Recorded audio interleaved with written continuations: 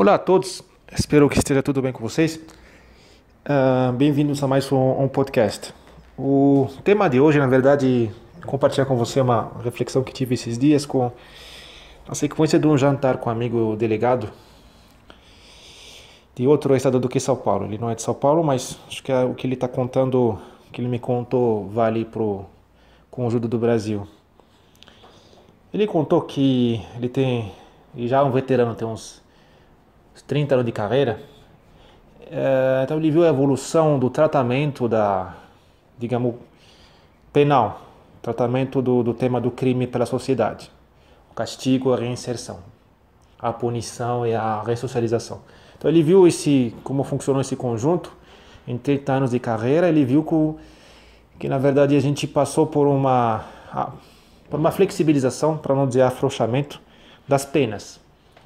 Por exemplo, se hoje ele pega um cara sujeito em flagrante de roubo, então, por exemplo, roubando você, querido ouvinte, tá?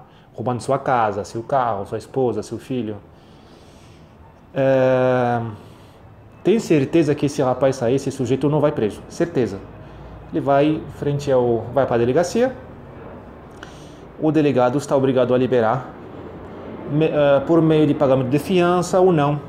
E se tivesse fiança, não é uma coisa impressionante, uma cesta básica, uma coisa por aí. Se for frente ao juiz, se o delegado quiser mandar para o juiz também não tem outra escolha do que liberar.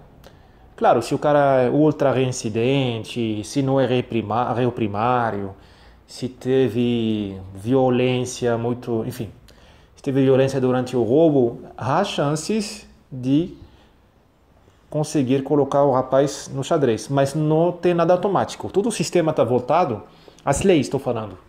Não falo de ideologia dos atores, não falo do pensamento do delegado ou do juiz, se ele é mais pro lado de garantir direitos ou do outro lado mais assim, uma lineadora. Estou falando só da aplicação da lei, do espírito da lei e da letra dela. Está organizada a soltura em massa, digamos, os réus primários pelo menos, nos casos que para nós são traumatizantes. Porque o cara imagina, você acorda de manhã e vê um cara no seu quintal. Isso pelo menos dá susto. Só que para a sociedade não é traumatizante. Para a sociedade isso é nada, é um fato menor. O cara responde em liberdade ou não responde, enfim. Então imagina se você denuncia, se primeiramente pegar o trauma de ter sua privacidade invadida. Depois pegar o trauma de ter retaliação. Por isso que as pessoas não fazem mais BO em várias áreas do Brasil. Gostaria até de fazer um levantamento do porcentagem dos brasileiros que vivem baixo uma outra lei do que a lei do governo. Não é automaticamente a lei do tráfico, mas tem uma zona cinza, que deve ser enorme no Brasil, onde as pessoas pensam várias vezes antes de comunicar ocorrências, fazer denúncias, não porque elas vivem na área dominada pelo crime organizado, mas porque ela está com medo de retaliação da própria família ou do próprio ofensor. Enfim, para a lei, ou seja, para a sociedade, que a lei é nada mais do que um reflexo do espírito da sociedade, da moralidade dela, e onde ela está colocando o cursor, onde está colocando onde ela está colocando o limite de tolerância para a ofensa.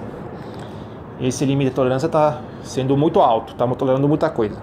Mas voltamos no cara que roubou seu carro, ou está na sua casa roubando galinha. Para a lei, para a sociedade, isso é um crime, nem crime, isso é. Daqui a pouco eles vão proibir a palavra crime, que ela é muito estigmatizante. Ela cria preconceito. Vamos falar que isso é um delito contra o patrimônio. Seja nada para a lei, isso é nada. Não é um homicídio, não é uma agressão via de fato. Só que para nós, não tem diferença entre um delito contra meu patrimônio ou contra mim. O cara está na minha casa, ele já me violou. Não importa se ele está roubando galinha, roubando o meu carro, roubando flor. Não importa. Para nós, as pessoas humanas, os cidadãos, a gente que deveria estar no centro das atenções desse sistema penal, não existe diferença entre crime contra o patrimônio ou contra a integridade física. É todo crime, é todo delito. Porque a gente trabalhou para conseguir aquela coisa, aquela galinha, aquele carro, aquela coisa que foi furtada. E além disso tem uma noção de território. A gente é ser humano. A gente tem vários milhares de anos de evolução. Não é à toa. Não é à toa que o ser humano é territorial, que ele precisa de uma zona de proteção. Não é à toa que a gente vive em sociedade. Não é à toa. A gente não pode renunciar a ser humano. Esse sistema legal que temos, essa filosofia que tem por trás, é uma renúncia a defender o ser humano. Uma renúncia a entender o ser humano. Antes da minha natureza humana, eles colocam um direito muito obscuro, muito abstrato, de defesa, de garantia do direito do ladrão. Ninguém quer traumatizar o ladrão, o que é fazer injustiça com ele. Agora, o impacto sobre minha humanidade, que significa minha territorialidade, minha alta sensitividade a tudo que é ligado ao meu território, minha casa, meu carro, meus filhos, aquilo lá está ignorado. Eu não sei se isso é um progresso, acho que isso é o contrário do progresso. Isso é uma regressão. Porque toda essa democracia que estamos fazendo, que custa muito caro em representatividade, eleições, cargos, separação de poderes, várias instâncias de não sei o que, STF, mídia, todo o sistema acadêmico para sustentar ideologicamente a sua democratização, a sua democracia. Tudo isso em vários, não sei, 30 anos, talvez mais, deu em que a gente conseguiu esquecer a humanidade? De que adianta ter uma democracia e ter gente inteligente, brilhante, fazendo livros e tal, concursos para juiz, desembargador, enfim, se a gente não consegue entender, se a gente, na verdade, fecha os olhos sobre a humanidade? Porque o trauma da vítima, ele é para sempre. Se você recebe um tapa na cara no metrô, ou na escola, se você receber uma bala no corpo, você nunca vai esquecer toda a sua vida essa humilhação, essa agressão, essa cicatriz física ou mental, psicológica, ela está lá. Ela nunca vai sumir. Só que para a justiça, ou seja, para a sociedade, ela já sumiu. Ela ignora isso. O que importa é não traumatizar o ladrão, o ofensor. Uma pessoa que te agride na sua casa, ele não te agride só você, ele agride sua família. Você apanha na frente de seus filhos. Ele destruiu sua família. Pelo menos ele degradou muito sua família. Ele intoxicou sua família. Até o fim da vida da sua, dos seus filhos, da sua família, do seu entorno, você vai viver com essa lembrança. Não tem como tirar. A gente é humano. A gente não é robô. A gente não tem o reset. Entendeu? Então, o cara que faz um roubo contra patrimônio, ou até uma via de fato, ele faz um dano social enorme que a gente cisma em ignorar. Então, eu não vejo aí um progresso. Não vejo progresso nenhum. Ninguém fala de devolver a pena de morte. Não vamos ser primários. A gente é um pouco mais sofisticado aqui. Não estamos pedindo volta de pena de morte, nem cortar a mão, nem castigo físico. Estou somente querendo colocar o debate aonde ele deve estar, na minha humilde opinião. O direito da vítima. Porque o papel da sociedade é proteger a vítima. Senão a gente não vai pagar imposto. A gente volta, vamos regredir no tempo e voltar para o mundo das tribos, das grandes famílias. Vamos voltar ao seu Iêmen, uma Sicília, que aliás sempre fomos uma Sicília nos trópicos, com famílias grandes, com o Estado fraco, com a defesa pessoal do débil, quer dizer, do fraco, débil é espanhol, do fraco, da pessoa frágil, do vulnerável, não está feita pelo Estado, está feita pela família. Aí tem família mais poderosa que outra, aí tem confederação de família, acaba dando máfia. Não é à toa que tem máfia. Não é à toa.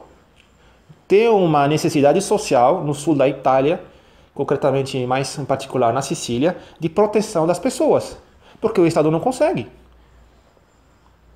Então o Brasil está muito nisso. Por que tem milícia? Porque tem milícia. Eu pergunto, por que a milícia é tão forte? Por que a gente consegue tirar? Porque talvez, eu não estudei o tema em detalhe, talvez ela responde a uma necessidade da sociedade, de dar proteção, que a polícia não dá. Polícia é sistema judiciário, não? Que a polícia sozinha não pode fazer nada. Igual crime organizado. Por que o crime organizado é tão forte?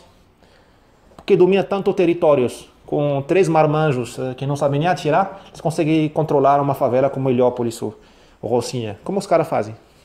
Porque tem uma necessidade social que a gente cisma em ignorar de proteção. O que as pessoas querem é proteção, não apanhar frente aos filhos. Entendeu? Controlar a ida e vinda na sua rua. Agente territorial. Por isso que elas aceitam uma lei que não é democrática. Mas que elas querem. Só que esses bandidos têm mais sofisticação do que a gente. Eles entendem mais do que a gente a natureza humana. A gente quer proteção.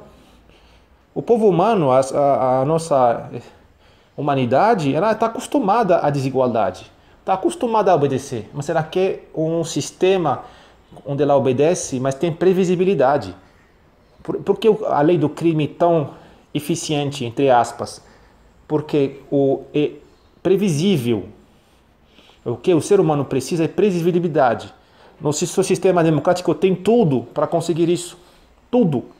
Você sabe, tem uma proporcionalidade nas delitos, crimes, sabe se você roubar isso, vai ter isso, essa consequência. Isso está na nossa Constituição, mas a gente afrouxou. Além de afrouxar, a gente não aplica. Porque temos polícias que não prendem. Isso é outro tema. Então, acho que esse é como falo em inglês, o takeaway, mais essencial na minha humilde opinião, é que a gente esqueceu a humanidade. Não sei, estamos cheios de departamentos de ciência humana, de filósofos, com todo o meu respeito, mas a gente não entende mais o ser humano.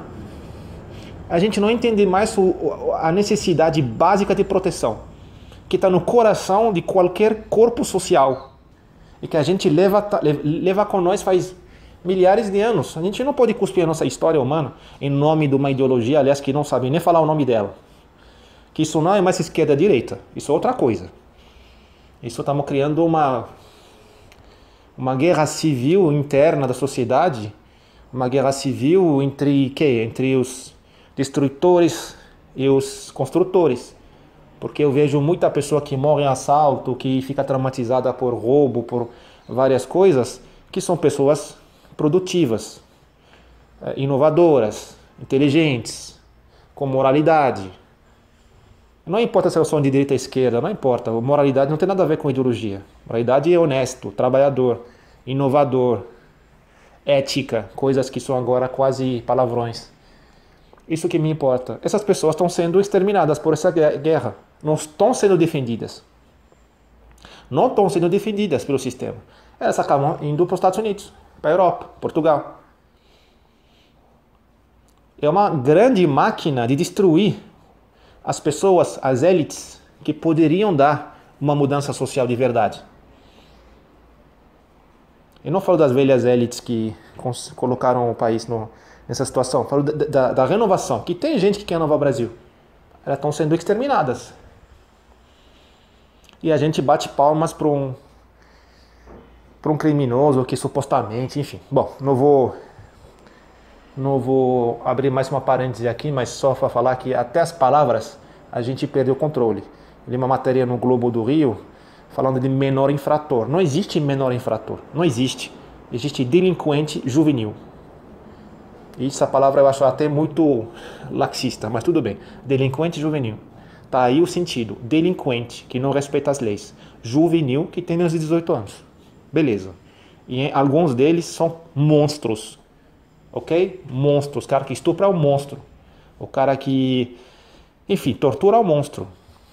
Tem entre eles criminosos reincidentes. Isso tem que chamar as coisas com o nome.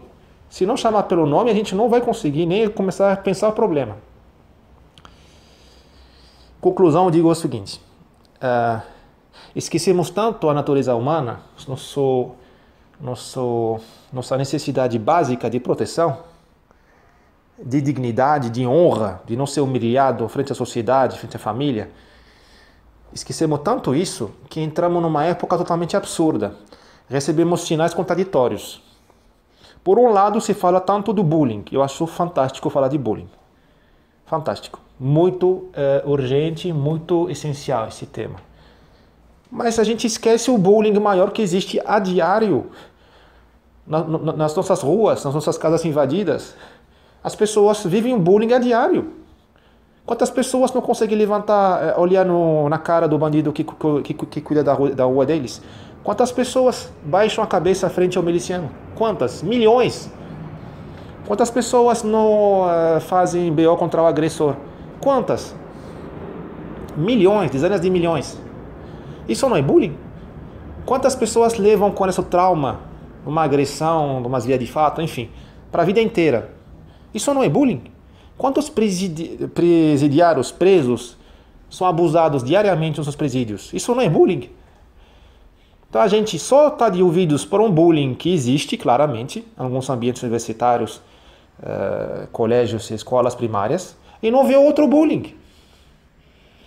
E não sei se isso é um problema de moralidade, de fechar os olhos sobre o que incomoda, ou um problema cognitivo. Eu acho que ambos.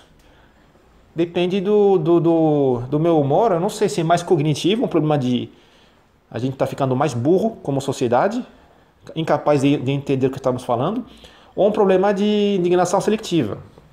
Acho que oscilamos entre os dois. Depende do momento. Muito obrigado. Qualquer comentário, crítica, estou à vossa disposição.